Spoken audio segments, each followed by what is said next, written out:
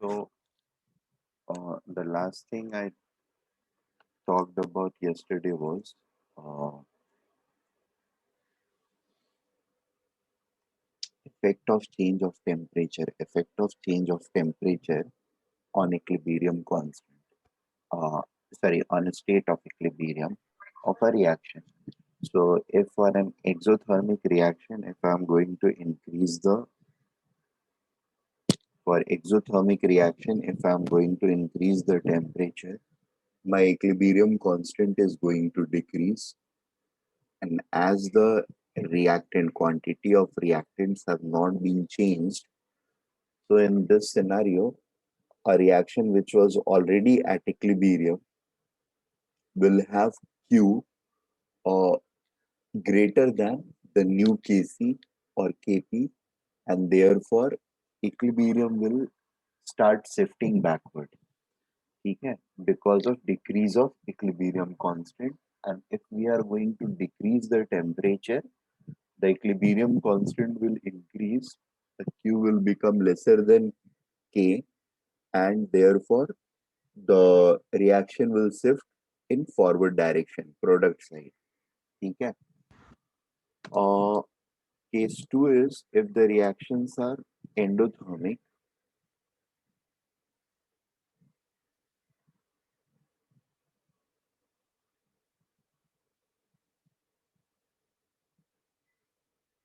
Reaction is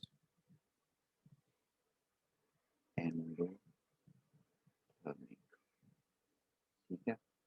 If reaction is going to be endothermic, and suppose we are increasing the temperature is being increased. In such scenario, increased from T1 to T2. Therefore, if temperature is being increased, KT2 is going to be greater than KT1, isn't it? Temperature increase किया तो equilibrium constant increase करता है for endothermic reactions Kt2 by Kt1 delta H by R into 1 by T1 minus 1 by T2. Is this clear? ये ध्यान है. So this is Yes, sir. an outcome from this increase from T1 to T2. This is going to happen a reaction at equilibrium, a reaction at equilibrium at temperature T1 will have its Q exactly equal to KT1, while temperature is changed.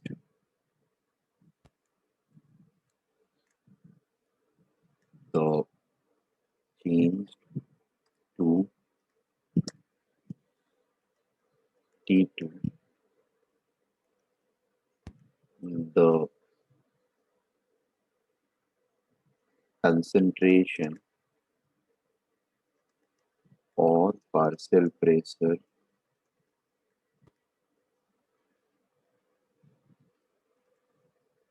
of reactants and products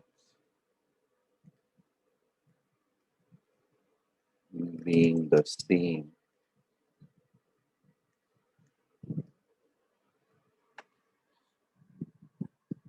as its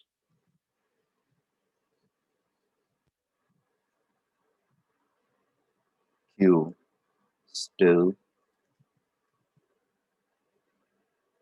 same as KT1, but due to change in temperature to T2, T2 equilibrium constant has changed to KT2,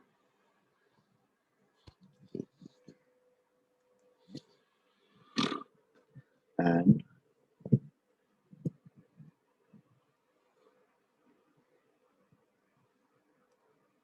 thus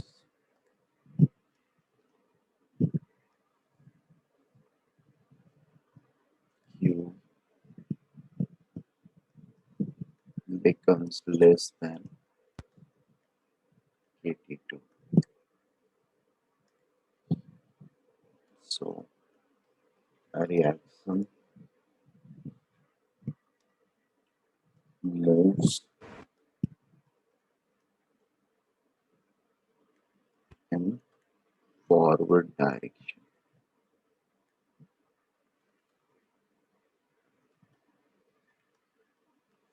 Clear? Any doubt in it? See, अगर मतलब I don't think इसमें कुछ doubt होना चाहिए, but just for clarity, और temperature एक पहला temperature मान लो मैं 200 केल्विन ले रहा हूँ। 200 केल्विन पर किसी रिएक्शन का इक्विलिब्रियम कांस्टेंट मान लो 50 है, ठीक है। ये इज 50 एट 200 केल्विन।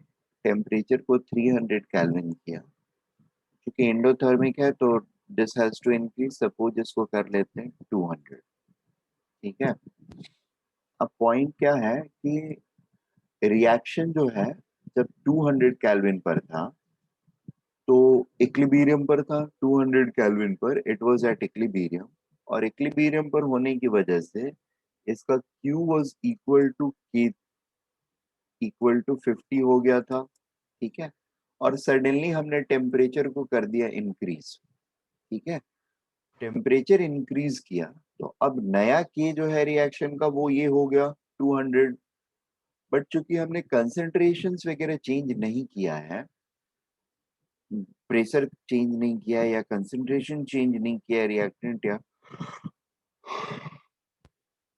प्रोडक्ट का, रिएक्टेंट या प्रोडक्ट का, तो under that circumstance the Q of the reaction will remain same as this value only.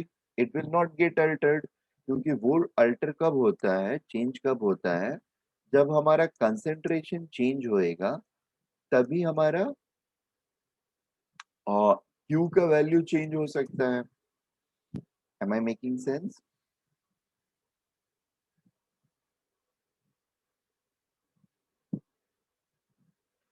बात Yes, समझ sir. में आ रही है? बगैर कंसेंट्रेशन चेंज हुए हुए Q की वैल्यू चेंज नहीं होगी, एंड हमने इंस्टेंटेनियसली टेम्परेचर को राइज किया है, ठीक है। तो हमारा Q वैल्यू जो है वो अचानक से टेम्परेचर को चेंज किया है, तो हमारा Q value will remain same, क्योंकि रिएक्टेंट्स एंड प्रोडक्ट्स का कंसेंट्रेशन एग्जैक्टली सेम है। तो Q वैल्यू सेम है, मतलब Q की वैल्यू जब टेम्परेचर चेंज किया हमने तब भी मेरी Q की वैल्यू 50 ही है, लेकिन अब मेरा K का वैल्यू क्या हो गया, वो 200 हो गया है। तो 200 इज डेफिनेटली ग्रेटर देन 50, ठीक है। क्योंकि 200 इज ग्रेटर देन 50, इसलिए मेरा रिएक्शन फॉरवर्ड डायरेक्शन में मूव करेगा। It will move in this direction. I hope this is clear to all of you.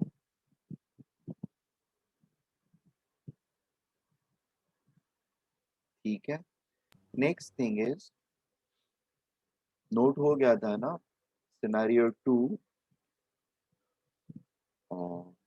when temperature is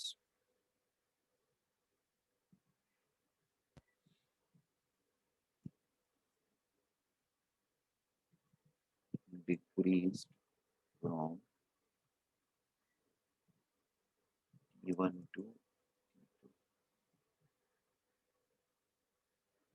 That implies KT1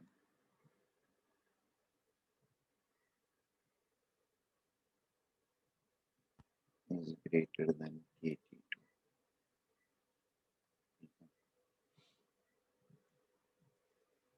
In this case,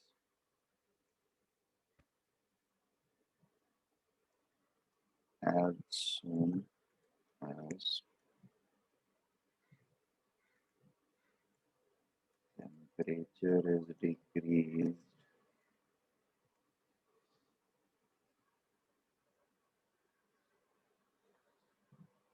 in this case, as soon as temperature is decreased,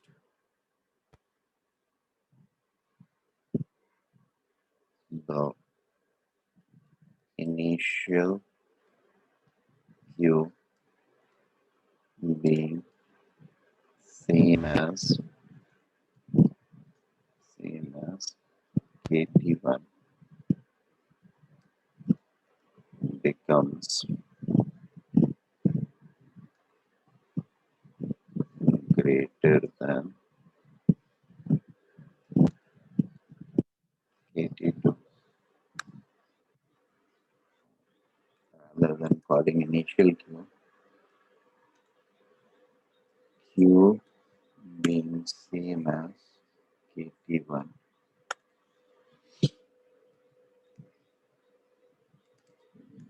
same as KT1 becomes greater than KT2, and hence Q becomes, this relationship holds, that implies a reaction moves in backward direction. Backward direction का मतलब product side, sorry reactant side.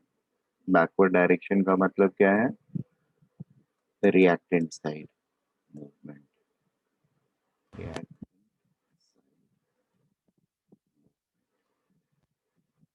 मतलब products जो है that will start decreasing and reactant का quantity बढ़ने लगेगा. ठीक है. थर्ड केस इसमें ये रहेगा, that is highly unlikely, but there can be third case. Neither endothermic nor exothermic. Delta H अगर जीरो है तो क्या होगा? Any guesses?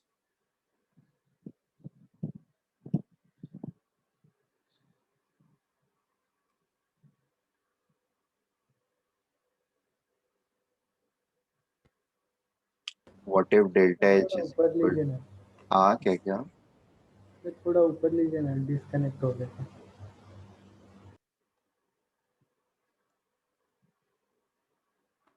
ये फर्स्ट वाला नोट कर लिया है ना? Yes sir.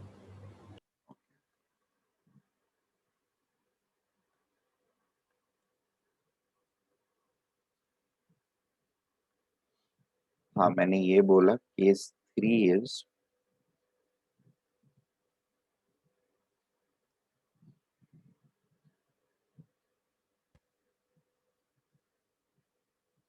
when delta H is equal to 0 for a reaction.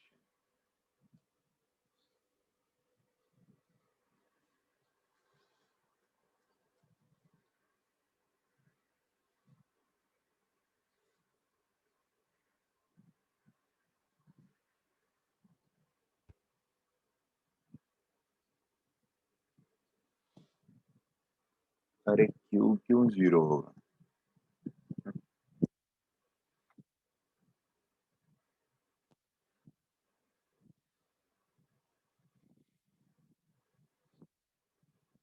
तो डेल्टा एच अगर 0 है तो टेम्परेचर चेंज होने से इक्विलिब्रियम कांस्टेंट जो होगा वो चेंज नहीं होगा, ठीक है।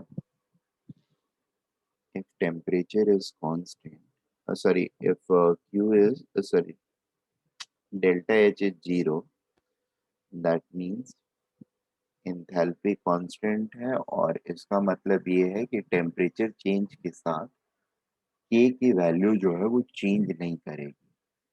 Is it okay? That implies the equilibrium constant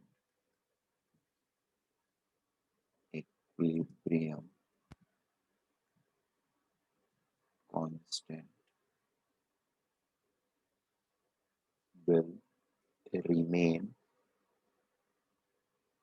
unchanged with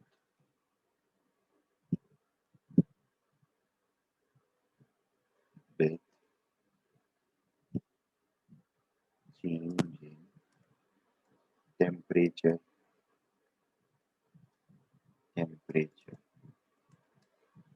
Therefore,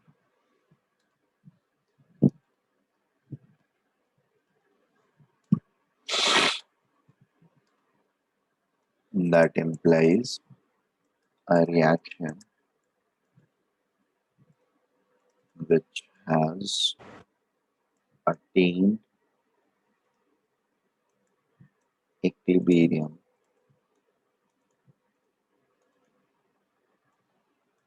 at a particular temperature T1 will remain to be at equilibrium even if temperature is changed. Even if temperature is changed. See, what is happening is, जो यहाँ पर explain किया कि temperature change होने से k की value 200 हो गई और q मेरा 50 ही रहा, इसकी वजह से ये रिएक्शन फॉरवर्ड मूव या बैकवर्ड मूव कर रहा था, ठीक है। राइट, ये 50 200 से कम हो गया तो फॉरवर्ड मूव करने लगा। और टेम्परेचर दूसरे वाले सिनारियो में टेम्परेचर को जब मैं डिक्रीज करता हूँ, जैसे 200 से फिर 100 पर लेकर के आता हूँ, तो ये 50 का 25 हो जाएगा, और 50 चूंकि 25 से ज्यादा है इसलिए ये बैकवर्ड मूव कर रहा है। अभी थर्ड वाले केस में क्या हो रहा है कि टेम्परेचर के चेंज होने के साथ भी k की वैल्यू चेंज नहीं कर रही है, ये 50 के 50 ही रह रही है, 300 पर भी 50 है और 100 पर भी 50 है, ठीक है। तो एक बार अगर ये 50 अटेन हो गया, प्रोडक्ट एंड रिएक्टेंट के अंदर कोई चेंजेस हम कर नहीं रहे हैं उसकी क्वांटिटी के अंदर, ठीक है। तो ये अगर के अटेन हो गया तो मतलब क्यू की वैल्यू 50 हो गई। अब टेम्परेचर को चेंज करने पे ये वैल्यूज अगर चेंज हो ही नहीं रही है, 50 तो मेरा ऑलरेडी है, so Q is always equal to K, and फिर ये किसी भी तरफ मूव करना बंद कर देगा इत्मीनान से अपने इक्विलिब्रियम स्टेट को। It will enjoy the state of equilibrium in the bliss, ठीक है। The reaction will be in equilibrium forever, ठीक है। I hope it is clear. Yes sir. Note हो गया सारी चीजें?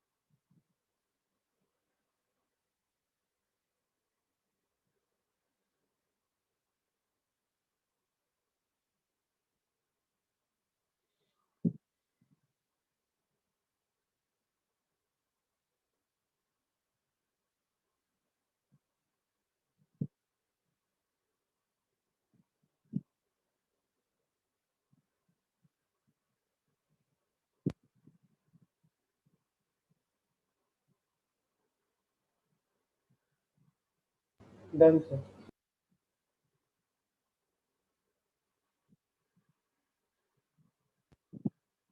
ओके, 8 पॉइंट के अंदर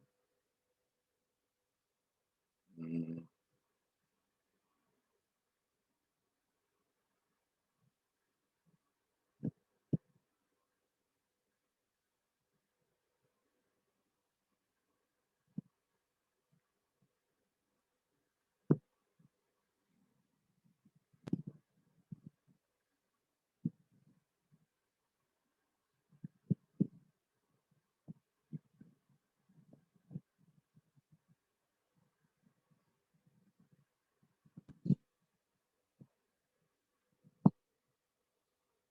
सी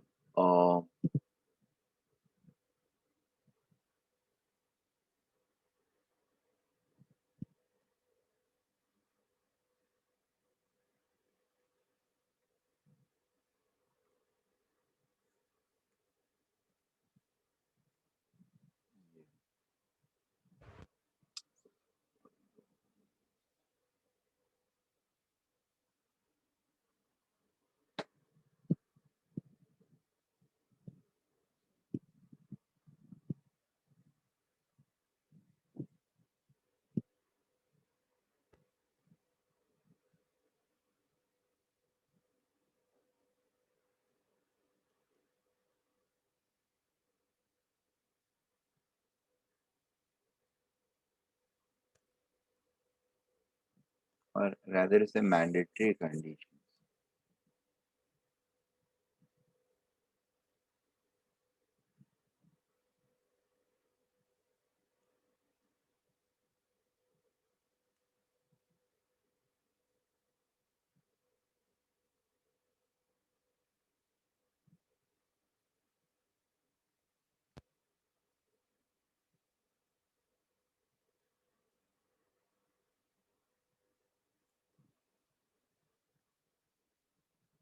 जो सबसे पहला मैंडेटरी कंडीशन जो होता है, एक्चुअली दो पार्ट सेम ही चीजें हैं, दो अलग अलग टाइप ऑफ रिएक्शंस के लिए है। I am just explaining it, समझ में आ जाएगा आप लोगों को।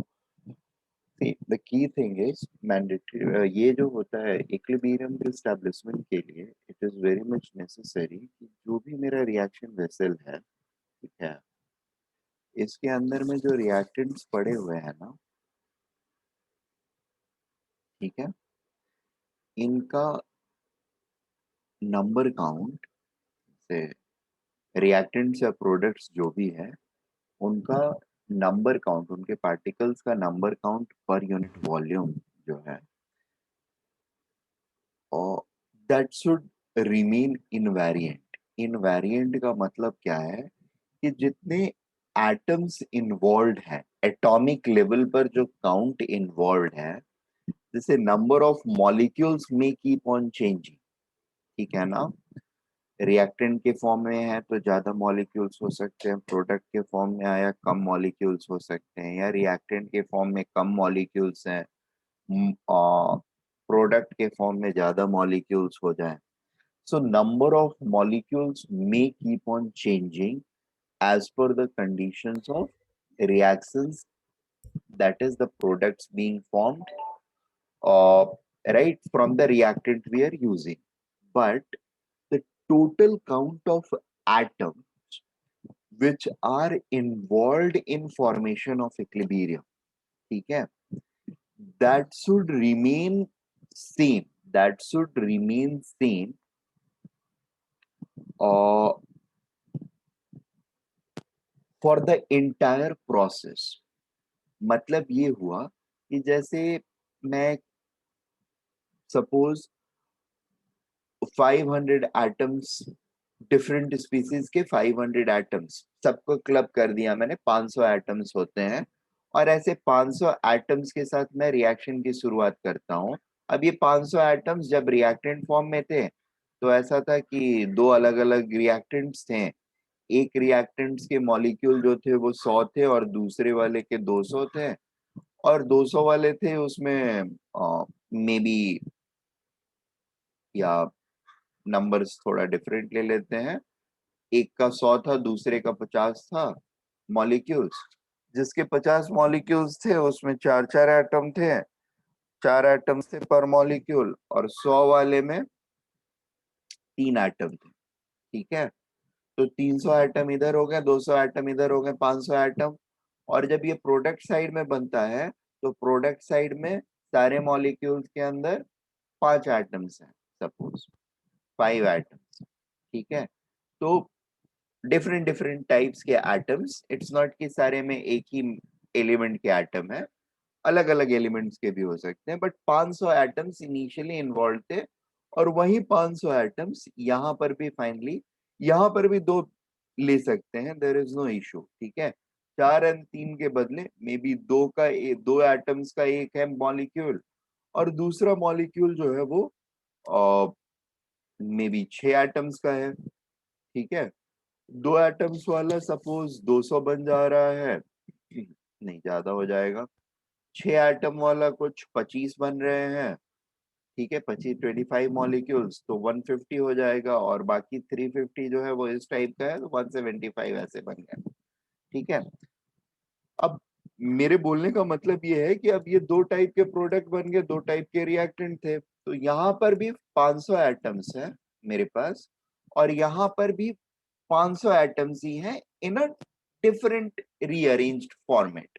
ठीक है, तो अब इक्विलिब्रियम के लिए जरूरी ये होता है कि ये नंबर काउंट ऑफ एटम्स जो है ना, during the entire process of reaction should remain intact in the reaction volume।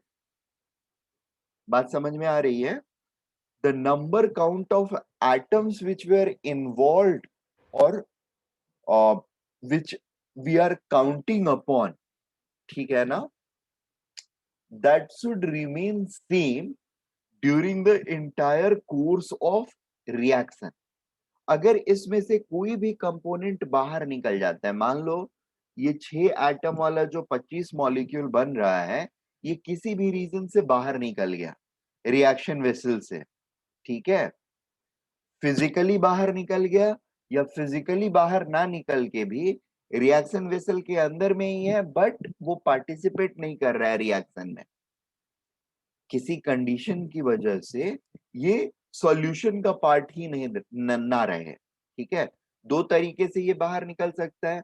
पहला तो कि ये गैसियस चीज हो, और गैसियस चीज होगा तो ये स्किप कर सकता है सिस्टम से। बात समझ में आ रही है? और अगर ये स्किप कर गया तो ऐसा जो रिएक्शन होगा that will never come into equilibrium. क्यों नहीं इक्विलिब्रियम में आएगा? क्योंकि हर बार जब ये फॉर्म होगा ये वाला गायब हो जाएगा, एटम्स मेरे सेम नहीं रहेंगे।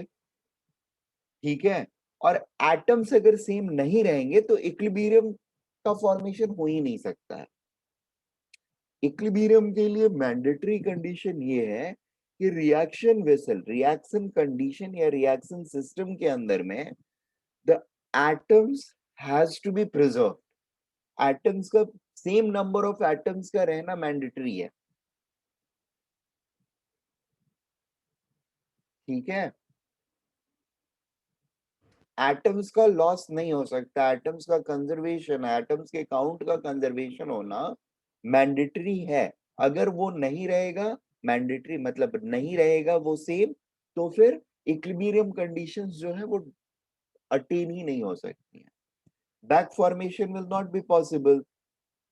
ठीक है, ये सारे मिलेंगे तभी तो ये वाला फॉर्मेशन फिर से बनेगा ना। अगर इसमें से ये वाला गायब हो गया तो सिर्फ ये अकेले ये चीजें नहीं बना सकता है ना। 500 एटम्स को कैसे वो क्रिएट करेगा? 350 ही बचा है ना यहाँ पे, 350।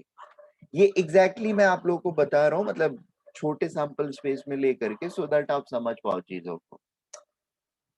I hope it is clear. अब इस चीज को अगर इक्विलिब्रियम में मुझे लाके रखना है तो मुझे क्या करना होगा? बहुत छोटा सा काम करना होगा। क्या करना होगा? मैं यहां से इसको पैक कर दूं। ठीक है, ऊपर से अगर गैस प्रोड्यूस हो रहा है तो ऊपर से अगर मैं इसको पैक कर देता हूँ, गैस बाहर निकलेगा नहीं, उसको जक मार के अंदर ही रहना है।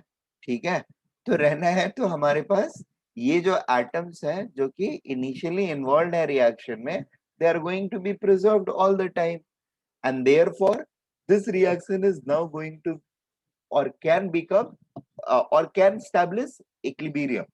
ठीक है, एम आई क्लियर? बात समझ में आ रही है हम लोगों को? तो अगर कहीं पर Yes, sir. गैसियस प्रोडक्ट निकल रहा है, तो just by making it a closed container, closed reaction vessel, we can establish equilibrium. ठीक है, we can make that gaseous product remain part of system and remain inside the reaction vessel. ठीक है, and therefore equilibrium can be attained. अब इसमें दूसरा जो खतरनाक condition जो होता है ना, वो ये होता है कि प्रेसिपिटेट्स का जब फॉर्मेशन होता है ना, प्रेसिपिटेट इज समथिंग जो जैसे सी आई डोंट नो ये एक्सपेरिमेंट आप लोगों ने किया है नहीं किया है, how curious you guys are, have you guys tried it और not, I don't know. If not, then just try today. ठीक है, you take a small glass, I mean uh, उसमें थोड़ा सा पानी डालना. ठीक है, ज्यादा पानी नहीं मत डालना, तो बेस में ही एकदम थोड़ा पानी डालना, and start putting some pinches of sugar. ठीक है, टेबल स्पून से बहुत थोड़ा थोड़ा करके इसके अंदर डालना. सो व्हाट विल हैपन कि पहले तो पानी में वो शुगर जो डालोगे इट विल गो डिजॉल्व, लगभग 1 टीस्पून तक आते आते. पानी अगर कम रहेगा 1 या 1.5 टीस्पून में ही इसका सैचुरेशन लेवल आ जाएगा, और उसके बाद अगर कुछ भी शुगर डालते हो ना तो वो इसमें डिजॉल्व नहीं होगा. ठीक है, have you ever seen this already, मतलब करके देखा है कभी, just out of Yes, curiosity? sir. ठीक है, Yes, गुड. sir.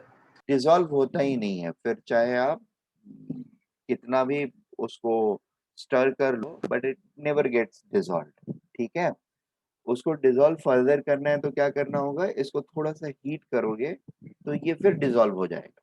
ठीक है, एनीवे हमको हीट नहीं करना, हमको डिसॉल्व करना नहीं है, हमको यही देखना है कि ये डिसॉल्व नहीं हो रहा है. अब ये जो चीज है, जो शुगर, एक्स्ट्रा शुगर है जो डिसॉल्व नहीं हो रहा है, this extra sugar is precipitate. ठीक है, जितनी डिसॉल्व हो सकती थी चीजें, they have gone into the solution. जो नहीं डिसॉल्व हो रहा है दैट इज प्रेसिपिटेट. और ये जो प्रेसिपिटेट है, इस पे हम अपना चाहे जितना भी सर खपा लें, मतलब जितनी भी स्टरिंग कर लें, we are never going to make it part of the solution. ठीक है, और अगर कोई रिएक्शन है जो सॉल्यूशन फेज में ही होना है, ठीक है, और रिएक्शन होने के बाद मान लो कोई एक कंपोनेंट, जैसे यहाँ पर ये कंपोनेंट 25 जो मॉलिक्यूल बन रहे थे, they happens to be in precipitate, they are forming precipitate. ठीक है, तो प्रेसिपिटेट फॉर्म होने के साथ ही होता क्या है कि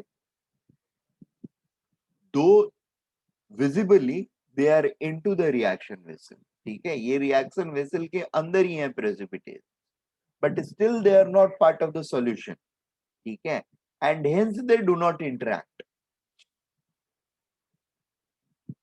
is it okay? Though they are Yes, physically sir. present inside the vessel, but they are not part of solution, and as they are not part of solution, they will not interact with the other uh, solution particles. ठीक है, and चूंकि वो interaction नहीं होती है, and therefore they will not participate in the reaction. ठीक है, यानी this molecule, these 25 molecules are never interacting with these 175 molecules despite of the fact they are present in same reaction vessel. अगर ये precipitate form कर लिया तो, और चूंकि ये दोनों इंटरेक्ट नहीं कर रहे हैं तो बैक फॉर्मेशन होगा नहीं. बात समझ में आ रही है? Yes, sir.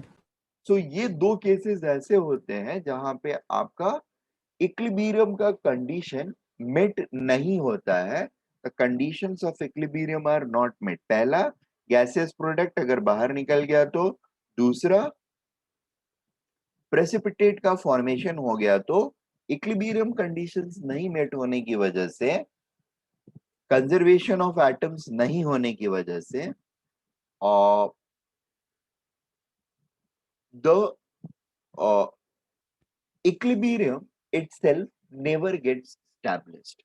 और इक्विलिब्रियम नहीं स्टैब्लिश होगा इसका मतलब क्या है? The reaction will almost tend to be 100% complete, almost 100% complete। ठीक है, these type of reactions will go to completion। ठीक है, अब प्रेसिपिटेट वाले केस में, एक्चुअली गैसेस वाले में एक्चुअली 100% हो जाता है। ठीक है, बाहर निकल जाता है तो। बट प्रेसिपिटेट वाले में एक्चुअली 100% नहीं होता है। ठीक है, प्रैक्टिकली 100% होगा, बट रियलिटी में 100% नहीं होगा, थ्योरेटिकली 100% नहीं होता है। ठीक है, that I will tell you in next chapter, equilibrium constant. वहां पर प्रेसिपिटेट फॉर्मेशंस के ऊपर भी हम इक्विलिब्रियम को अप्लाई करेंगे, and there we are going to see कि ये प्रेसिपिटेट फॉर्मेशन का इक्विलिब्रियम कांस्टेंट जो होता है ना, वो बहुत छोटा होता है। It is in the range of 10 to the power -10 से लेकर के 10 टू द पावर -50 तक होता है। This is very small number. मतलब these are highly product these are going to be highly reactant favored। Precipitate form हो गया तो वो इंटरेक्ट बिल्कुल नहीं करेगा सॉल्यूशन से। बट बिल्कुल नहीं करेगा का मतलब एकदम नहीं कर रहे, 0% कर रहे, ऐसा नहीं है। बहुत ही फ्रैक्शनली वो इंटरेक्ट करता है सॉल्यूशन के साथ, और उस लिमिटेड फ्रैक्शंस में ही वो बैक फॉर्मेशन कर पाता है। Otherwise, so I mean, for all practical purposes, it is always almost 100% this side, product side reaction।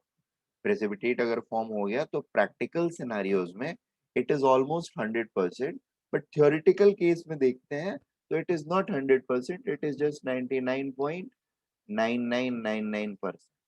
ठीक है, 0.0001% या इवन लेस देन दैट। ठीक है, for that matter it is going to be even less than that, और इतना percent तक incomplete है। ठीक है, बाकी इतना परसेंट कंप्लीट हो गया। This is eventually 100% for all practical purpose.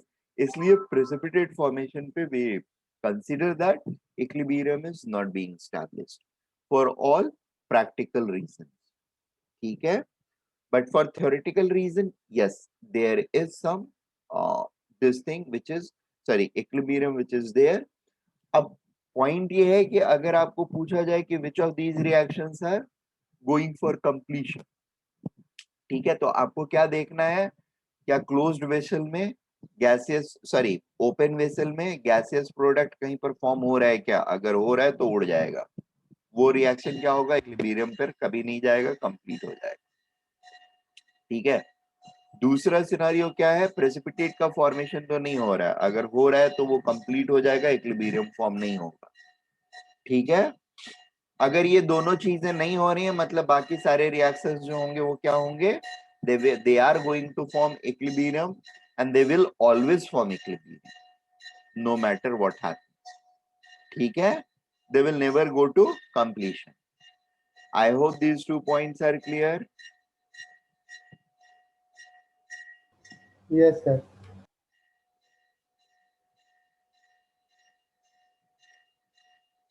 One of the mandatory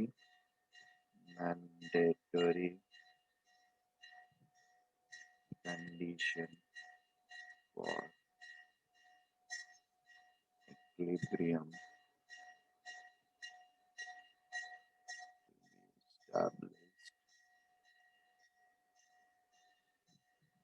is preservation slash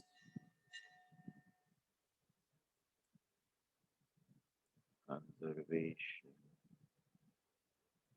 of number count of atoms involved in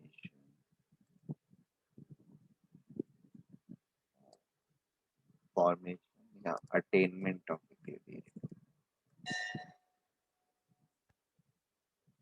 Attainment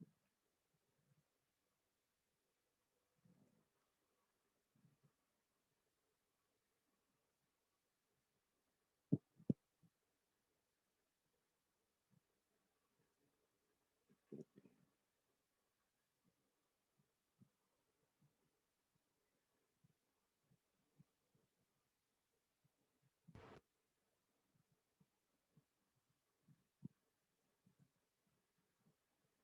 If due to any reason the number count of atoms are not kept unchanged or constant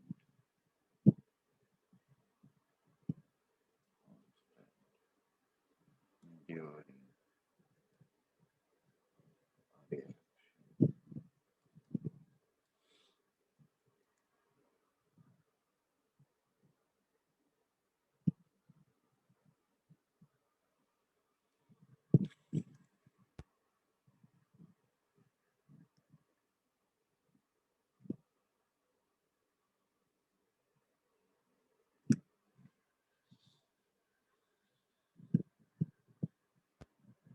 the equilibrium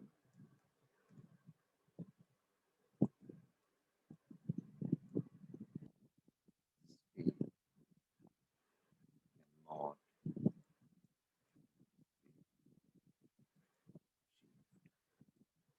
achieved. A when gaseous reactant or product are involved in a reaction,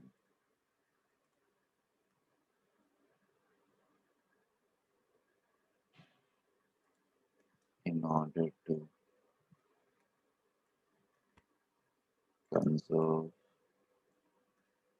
atom counts,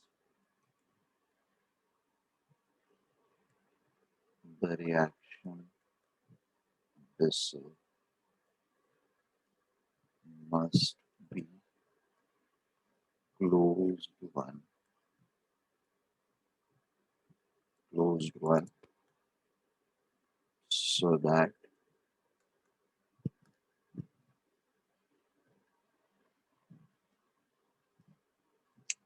equilibrium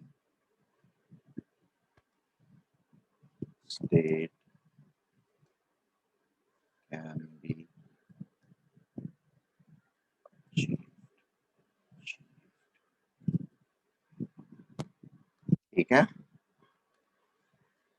If vessel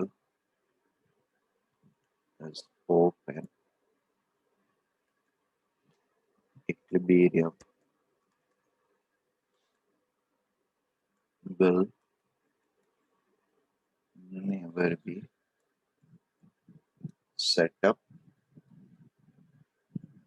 and such reaction will go to completion. ठीक है? Is it okay? B, Yes, sir. when precipitates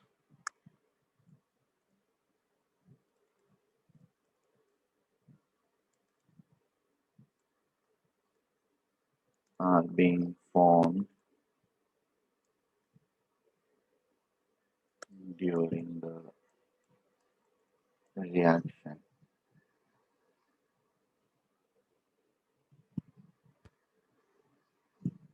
During the reaction, precipitates are being formed during the reaction.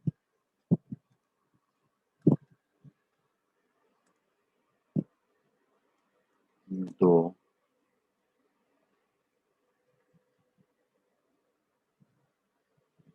uh, atoms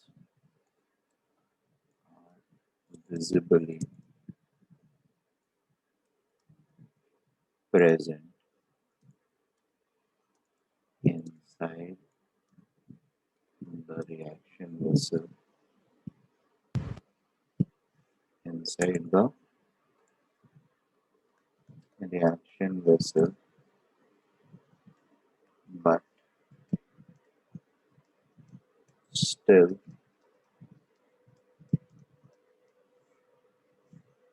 PPT particles. This is PPT. The short form of precipitates is PPT. Still, PPT particles are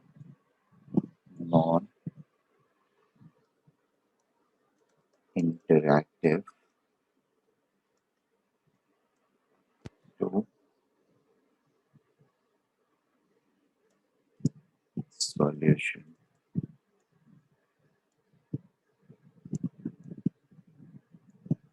and hence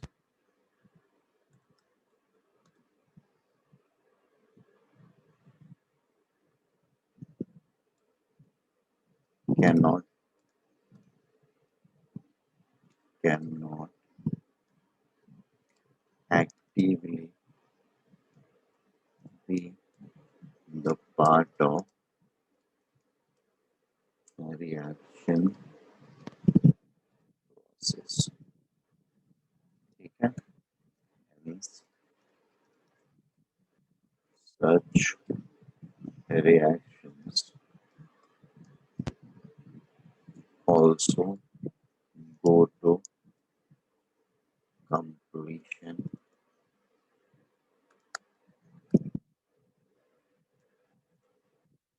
practically.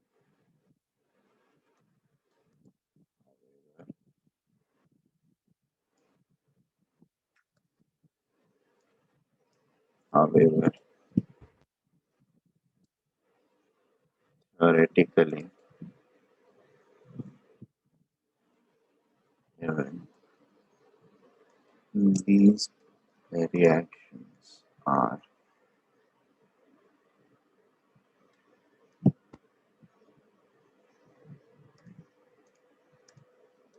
not 100%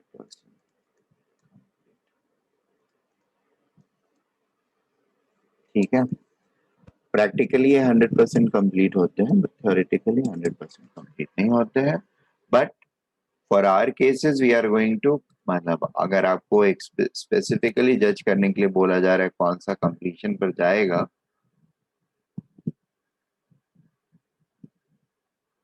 या किसमें equilibrium नहीं establish होएगा you are going to pick these two cases am I clear I Yes, hope sir. I am making sense सारी चीजें समझ में आ रही हैं आप लोगों को कुछ हवा में नहीं जा रहा है right all of you Yes, sir. Very good 8 चीजें हो गई एक छोटी सी चीज रह गई ये एक्चुअली इसका नहीं रह गया है मेरे ख्याल से पिछले वाले में मैंने यार ये बताया था क्या इक्विलिब्रियम कांस्टेंट का यूनिट्स मुझे लग रहा है कहीं पे डिस्कस तो किया था बट कितना किया था ध्यान नहीं आ रहा है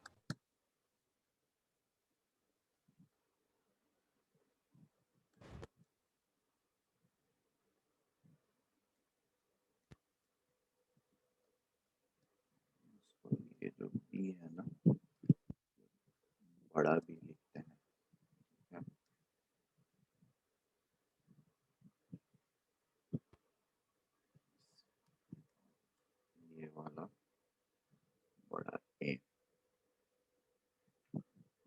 एक छोटी सी चीज सिर्फ बताने के लिए रह गई है, वो मैं बता देता हूँ, देन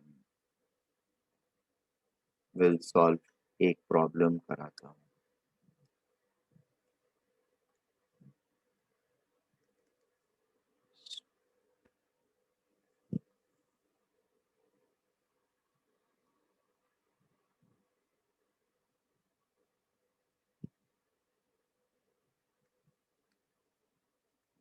स्पेस ही नहीं है, चलेगा कोई नहीं। See if we have any space anywhere.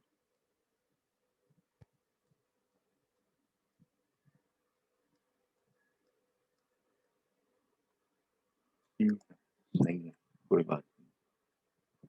Nevertheless, I'll discuss it here. हाँ, छोटी सी चीज जो रह गई थी डिस्कस करने के लिए, स्टार मार्क मार के यहाँ पे डाल देता हूँ। और the unit of equilibrium constant. Actually इसमें होता रहता यही है कि suppose A A, B B, C C and D D form होता है। अब ये सारे अगर एक्वस हैं, ठीक है, तब तो फिर ठीक है, कोई प्रॉब्लम ही नहीं है।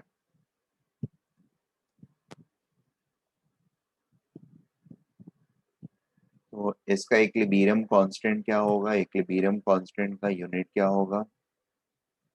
के का यूनिट विल बी, ये मोलर होगा, ये भी मोलर होगा, ये भी मोलर, ये भी molar, m to the power molar to the power c plus d minus a plus b, right? That is delta n।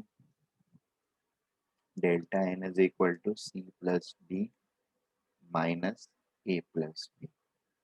Is it okay?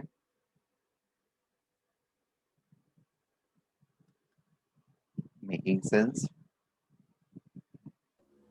Yes sir. और अगर ये सारे गैसेस होते हैं तो k का यूनिट क्या होगा? Unit of k will be atm, atm to the power of c plus d minus a plus, ठीक है। और अब यहाँ पर एक चीज और ध्यान देना होता है हम लोगों को, जैसे मैंने वैसे तो बताया हुआ है, बट केपी जो होता है वो KC into R T to the power delta N होता है, एन जी, राइट। इसमें आर की वैल्यू कौन सी लेंगे? यहाँ के डिस्कशन से शायद आप लोगों को क्लियर हो जाए, अगर नहीं क्लियर है तो बता देता हूँ कि आर की क्या वैल्यू लेंगे। आर की हमारे पास डिफरेंट वैल्यूज है, right. 8.314 joule per kelvin mole, 0.0821 atm litre, atm litre per kelvin mole, या 1.99 या फिर रफली 2 कैलोरी पर केल्विन मोल, राइट। इनमें से कौन सा यूनिट लेंगे हम लोग इस सेकंड कन्वर्स? वाला। यस, सेकेंड वाला लेंगे यहाँ पर। दैट इज समथिंग जो हमको हमेशा ध्यान में रखना है, गलती से भी इसको नहीं यूज करना है, ठीक है। क्यों? क्योंकि के की यूनिट एटीएम में है, इधर मोलर में है और इधर एटीएम में है। मोलर से एटीएम में आने के लिए आर की वैल्यू जो होगी वो मुझे एटीएम लीटर में ही लेनी होगी, राइट। केसी मोल्स पर लीटर में है, तो मुझे आर की वैल्यू एटीएम लीटर में ही लेनी होगी, तभी मैं केपी को एटीएम में एक्सप्रेस कर पाऊंगा, ठीक है। अगर केसी मान लो कहीं पर किसी ने केसी को मोल्स पर लीटर में ना दे करके मोल्स पर मीटर क्यूब में दिया हुआ है, बात समझ में आ रही है? मोल्स पर मीटर क्यूब में दिया हुआ है, तब फिर उस सिनारियो में हम ये वाली वैल्यू लेंगे, ठीक है, एसआई वैल्यू। बट अगर मोल्स पर, और तब उस केस में हम एटीएम में एक्सप्रेस भी नहीं करेंगे उसको, तब हमारा एक्सप्रेशन का मीटर क्या होगा? पास्कल्स रहेगा। यूनिट क्या रहेगा यहाँ पर? Pascals raise to the power this. Am I making sense? इधर अगर SI रखा तो इधर भी दूसरे तरफ भी SI वाला यूनिट लेना होगा.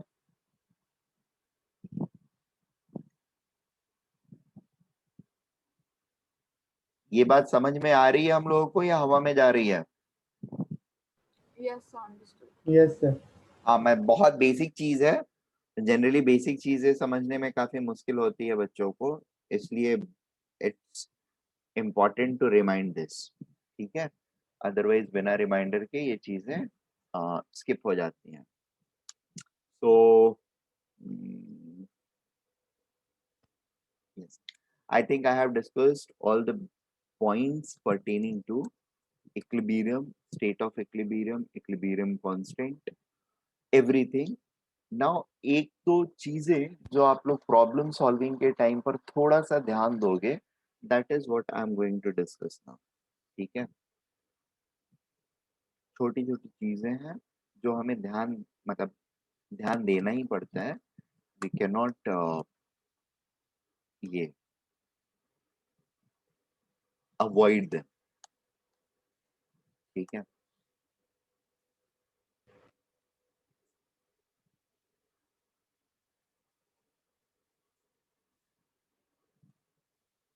और सपोज किसी क्वेश्चन में ऐसा दिया हुआ है कि कोई एक दो रिएक्टेंट है.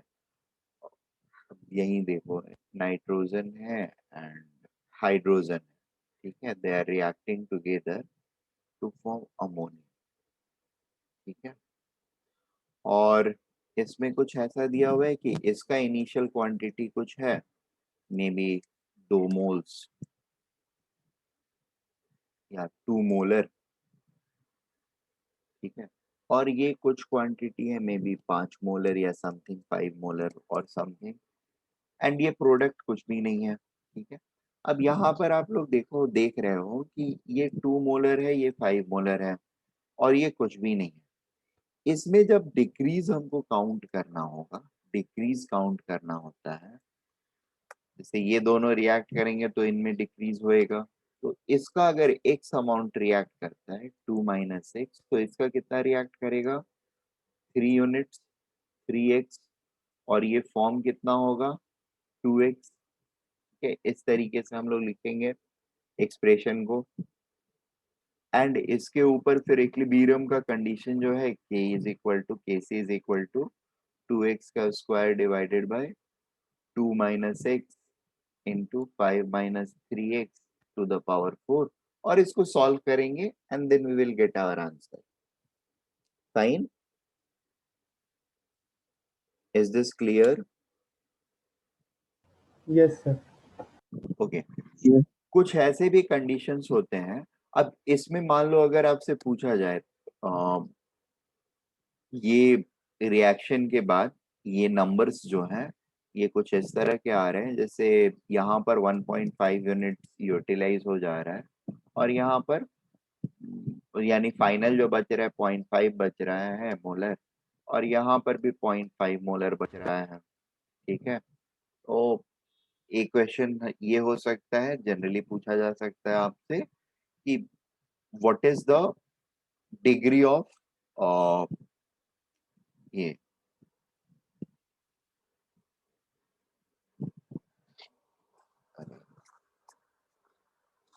डिग्री ऑफ एसोसिएशन, यार परसेंटेज रिएक्शन कितना कंप्लीट हुआ. ठीक है, रिएक्शन कितना परसेंट कंप्लीट हुआ, इन केसेस में ये क्वेश्चन हो सकता है. ठीक है, डिग्री ऑफ एसोसिएशन वगैरह नहीं हो सकता है, बट इस केस में हमारा ये हो सकता है कि ये रिएक्शन कितना परसेंट कंप्लीट हुआ. Right, percentage completion. तो कितना परसेंट कंप्लीट हुआ?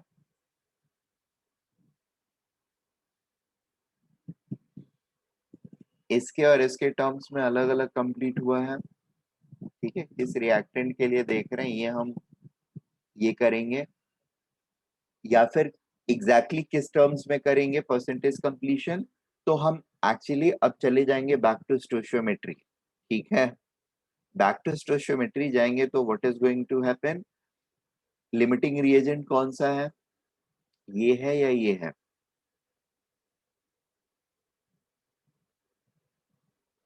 2 molar, 5 molar. Which one is the limiting reagent?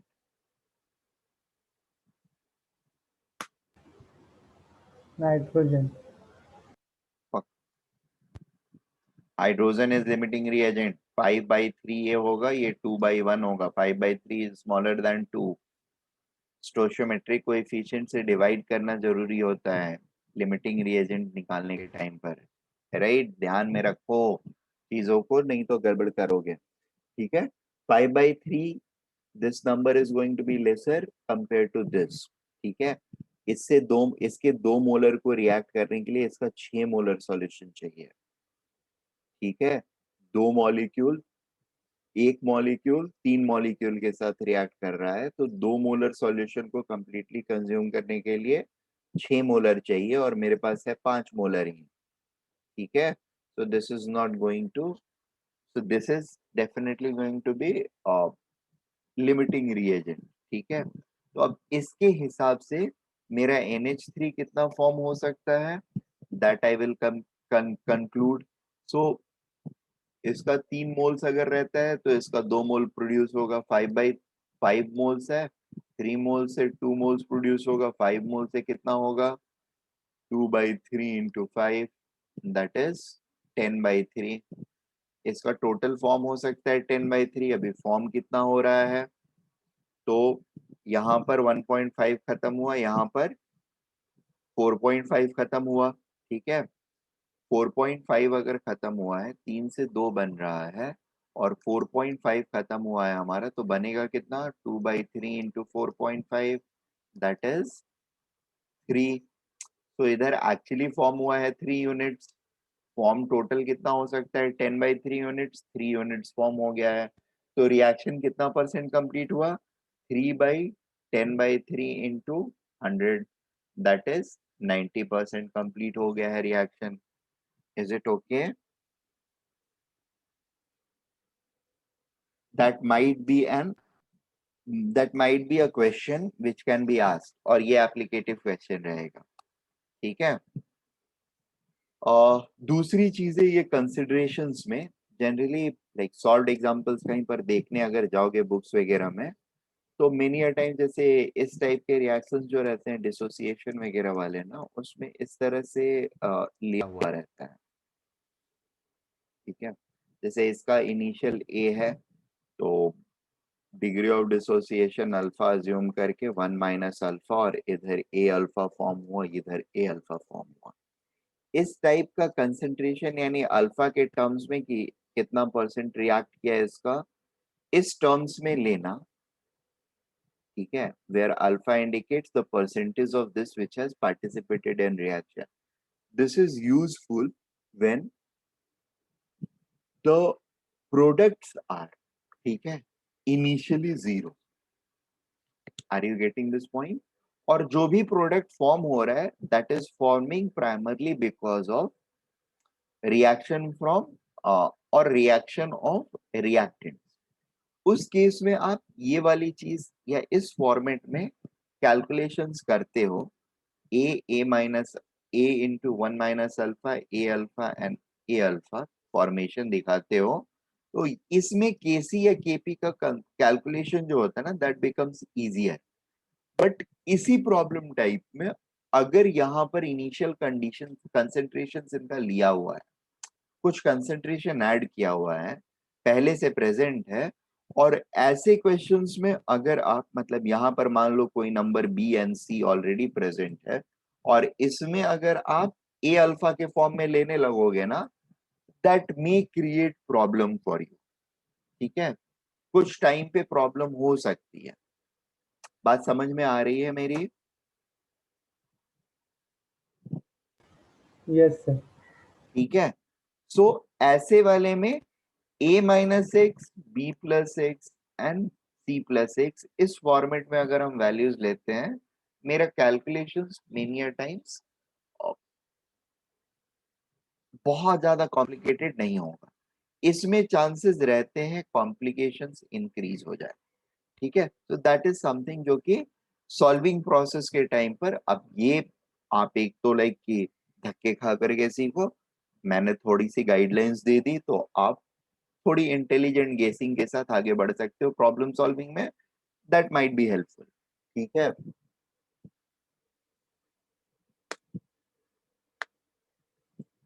या I think that's it from my side. Core equilibrium processes में the next thing I'm going to discuss is the next thing I'm going to discuss is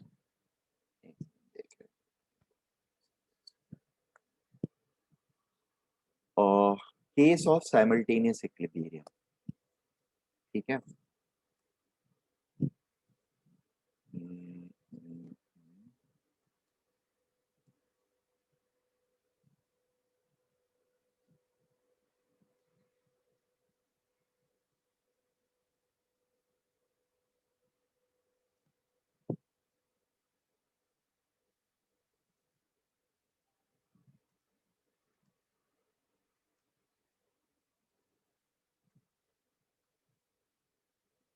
अब ये simultaneous equilibrium क्या है, कैसे होता है, it's something which I am going to discuss you guys.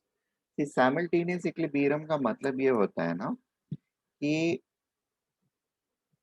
एक reaction vessel के अंदर में मेरे पास एक से ज्यादा रिएक्शंस हो रहे हैं और उन दोनों रिएक्शन में देयर इज सम डिपेंडेंसी। ठीक है, अब जैसे एक रिएक्शन मैं लिख रहा हूँ, एकदम एग्जैक्ट वाला नहीं लिख रहा हूँ अभी, जस्ट मैं आप लोग को समझाने के लिए लिख रहा हूँ रिप्रेजेंटेटिव इक्वेशन। ठीक है, जैसे ए प्लस बी पे रिएक्ट करके सी बनाया। ठीक है, और फिर ये सी जो है ये मे बी किसी और रिएक्टेंट के साथ रिएक्ट करके, ठीक है,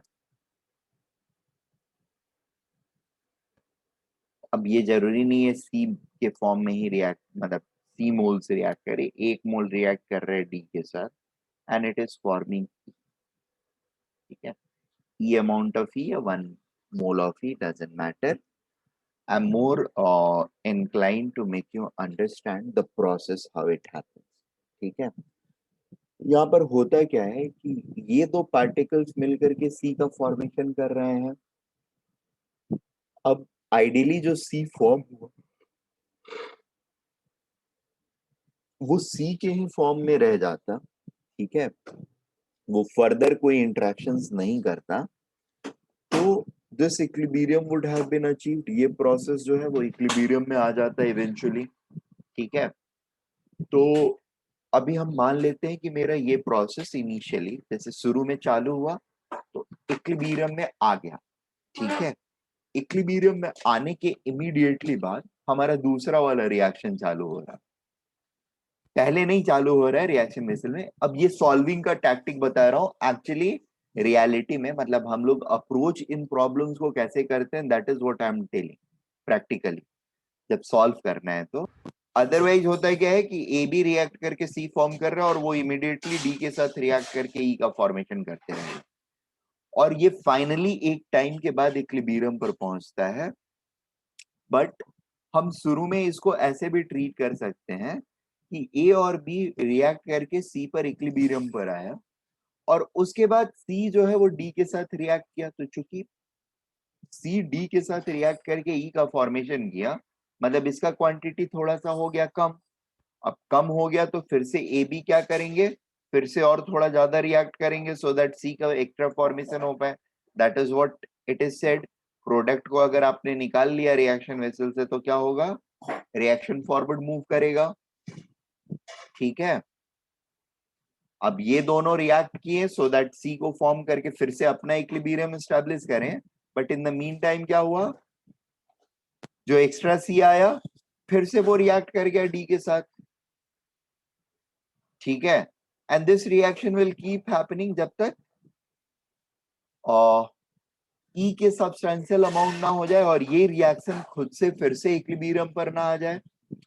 जब ये रिएक्शन भी इक्विलिब्रियम पर आ जाएगा और जब ये रिएक्शन भी इक्विलिब्रियम पर रहेगा तब दोनों ही प्रोसेस इक्विलिब्रियम पर रहेंगे and that is going to be the case of simultaneous equilibrium. Am I making sense?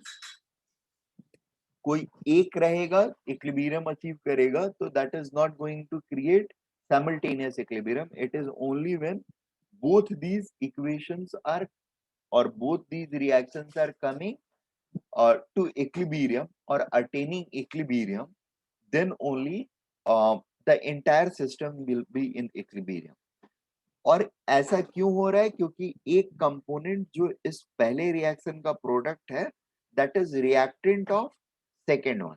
ठीक है, दूसरा सिनारियो भी हो सकता है, मान लो ये भी फॉर्म हो करके, सॉरी ये दोनों रिएक्ट करके ये फॉर्म कर रहे हो और किसी और रिएक्शन से भी ये फॉर्म हो रहा हो और दोनों रिएक्शन एक ही रिएक्शन वेसल के अंदर में हो। ऐसे सिनेरियोज भी हो सकते हैं। मतलब a plus b is equal to c or maybe e plus d is making c। ठीक है, this can still be considered as case of simultaneous equilibrium। यहाँ पर इससे प्रोडक्ट प्रोड्यूस हो रहा है सी और यहाँ पर इससे प्रोड्यूस हो रहा है, तो इसका प्रोडक्शन ऑफ सी एंड इसका production of C is mutually going to affect each other.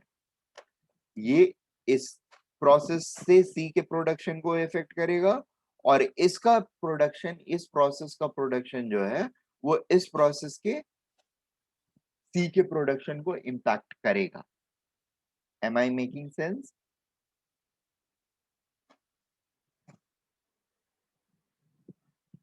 दोनों ही कंडीशन में, जैसे ये और ये अगर है तभी एक दूसरे को इंपैक्ट करेगा, अगर ये कंडीशन एंड ये कंडीशन मेट हो रहा है तभी ये दोनों रिएक्शंस एक दूसरे को इंपैक्ट करेंगे। ये चीज रियलाइज कर पा रहे हैं हम लोग? नहीं कर पा रहे हैं?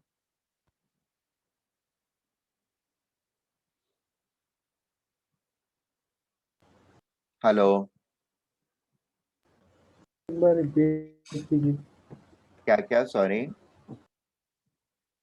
एक बार रिपीट कीजिए। देखिए मैं सिंपल सी चीज ये बोल रहा हूँ कि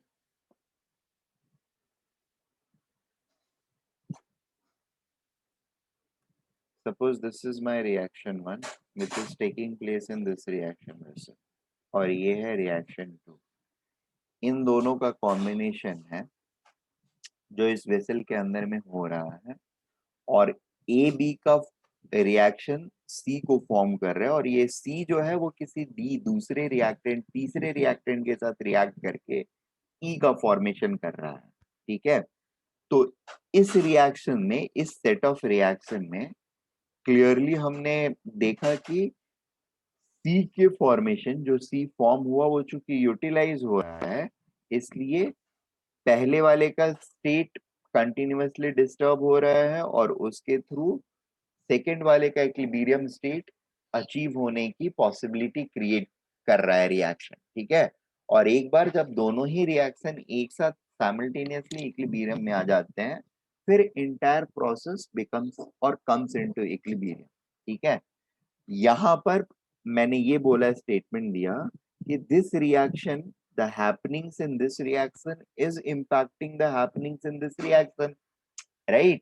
Happenings of this reaction is impacting happenings of this reaction because इस reaction से अगर C का formation नहीं होगा तो ये reaction proceed ही नहीं करेगा, right? The consumption ability of this reaction is also impacting the formation ability of first reaction। अगर C की कंजम्पशन पॉसिबिलिटी इसमें बहुत ज्यादा है तो ये रिएक्शन को भी ये प्रोपेल करेगा कि बहुत फॉरवर्ड तक लेकर के आए। ठीक है, और वाइसे वर्सा, मतलब पहला रिएक्शन दूसरे रिएक्शन को और दूसरा रिएक्शन पहले रिएक्शन की हैपनिंग को इंपैक्ट कर रहा है जब दो रिएक्टेंट एक प्रोडक्ट बना रहे हैं और वो प्रोडक्ट किसी तीसरे दूसरे रिएक्शन में एज अ रिएक्टेंट यूज हो रहा है। ठीक है, अब मैंने एक और केस बोला आप लोगों को कि ऐसा नहीं है कि अगर मेरा पहले वाले रिएक्शन का प्रोडक्ट दूसरे वाले रिएक्शन में रिएक्टेंट की तरह कंज्यूम हो रहा है तभी ये दोनों एक दूसरे को इंपैक्ट करेंगे। ठीक है, दूसरा केस मैंने ये लिया जिसमें AA was combining with BB to form CC. ठीक है? And there are some other reactions such as DD. It is reacting with EE to form C. ठीक है, यहाँ दोनों जगह पे सी सेम प्रोडक्ट फॉर्म हो रहे हैं. पहले वाले में ए और बी रिएक्टेंट के मिलने से और दूसरे वाले में डी एंड ई रिएक्टेंट के मिलने से. ठीक है, this is case 2, this is case 1. ठीक है, अब ये कैसे पॉसिबल है? बहुत सारे तरीकों से पॉसिबल है. We can have multiple pairs जहां पर ऐसा होता है. ठीक है, दिस इज नॉट समथिंग जो कि अनअचीवेबल है. Am I making sense? So the only Yes, thing sir. over here is कि it's not only that case 1 में वो डिपेंडेंसी होगी दो रिएक्शंस के बीच में, यहाँ पर भी होगी. ये अगर ज्यादा प्रोड्यूस कर पा रहा है सी को तो ये इसके प्रोडक्शन को हैम्पर करेगा, और अगर ये ज्यादा कर पा रहा है तो ये इसके प्रोडक्शन को हैम्पर करेगा. यानी कोई भी रिएक्टेंट्स अगर कॉमन या प्रोडक्ट कॉमन है दो रिएक्शन के अंदर में, तो a case of simultaneous equilibrium can be possible और इज डेफिनेटली पॉसिबल. और यहाँ पर दोनों रिएक्शंस के फेट जो होते हैं एक दूसरे के ऊपर डिपेंडेंट होते हैं. फेट डिपेंडेंट होने का मतलब क्या है? क्वांटिटी और percentage of product formed and reactants utilised, that is fate of reaction. Right ना? हो सकता है बिना अगर ये वाले रिएक्शन को कंप्लीटली बंद कर दूं मैं तो ये 80-85% कंप्लीट हो जाए, और ये भी और अब दूसरे सिनेरियो में क्योंकि ये रिएक्शन भी सी को प्रोड्यूस कर रहा है, इट मे हैपन दैट इसके आने की वजह से इसका प्रोडक्शन कम होगा. मतलब इस सिनेरियो में तो डेफिनेटली प्रोडक्शन कम ही होगा, there is no doubt about it. ठीक है, क्योंकि ये भी प्रोड्यूस कर रहा है, ये भी प्रोड्यूस कर रहा है, तो इसका प्रोडक्शन अगर इसके एब्सेंस में 80% है और इसका मान लो 60% है, तो इसका तो कम हो ही जाएगा, इसका भी कम हो जाएगा. ऐसा नहीं है कि ये पूरा पूरा 60% कर पाएगा. ये 60% से कम करेगा और ये 80% से कम करेगा. यहां पर क्या है? यहां पर भी एक दूसरे को ये इम्पैक्ट करेंगे. Am I making sense? किस तरीके से करते हैं, that is case dependent thing and we need to understand. It will depend upon the value of K for these two reactions and their relative ये their relative values. मतलब इसका K अगर बहुत ज्यादा है और इसका K बहुत कम है, ठीक है, तो this reaction will be dominant and this will be this will play a supportive second fiddle role. ठीक है, लेकिन ये रिएक्शन का K ज्यादा है और इसका K कम है, this will play a dominant role और ये इसको पुल करके आगे की तरफ ले करके आ जाएगा. बात समझ में आ रही है? अभी समझ में नहीं भी आ रही है तो कोई बात नहीं, अभी जस्ट चालू किया है. नेक्स्ट लेक्चर में I will take qualitative cases, I mean quantitative cases, and will explain this to you guys. ठीक है ना? बात समझ में थोड़ी सी समझ में आ रही है what I am talking about all together? Yes, sir. Okay, बाकी लोगों को भी कुछ समझ में आ रहा है क्या? Yes sir. Yes sir. कल के लेक्चर में, मतलब आज का लेक्चर मैं यहीं पे खत्म करूंगा. कल के लेक्चर में I will take some real time cases and we will explore these simultaneous equilibrium reactions for next 2 days. कल और परसों के लेक्चर में we are going to explore certain possibilities in this domain. ठीक है, और उसके बाद 2 लेक्चर में I'll be doing graphical treatment and this chapter will be over.